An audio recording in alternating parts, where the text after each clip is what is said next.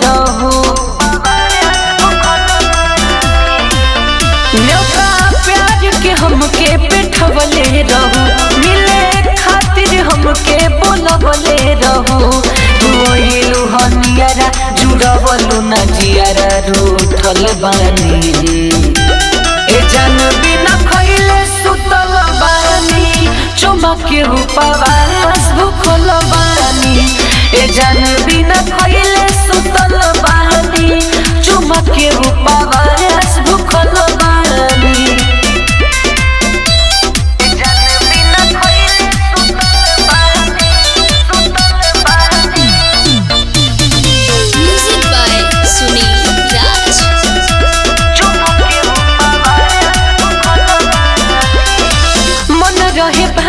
तू दिल के दुखवलू, छाछ पर चढ़ा के नया कवलू।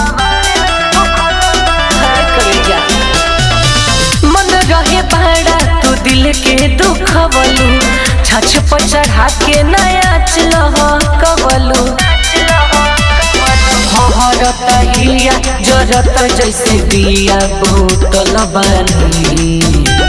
ए जान बिना खइले सुतल बानी, चुमा के उपवास भूखल बानी।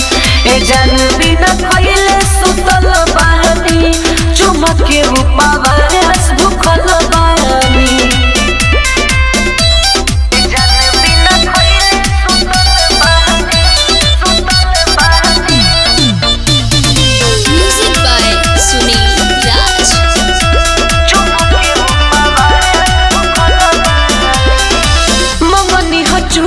तो भगलू चोना के दे देलू धोखा में न फ्रंट पर बोला के। मंगनी हजूमा तो भगलू चोना के दे देलू धोखा में न फ्रंट पर बोला के। राइटर संतोष दिपेश मनी से सुखल बानी।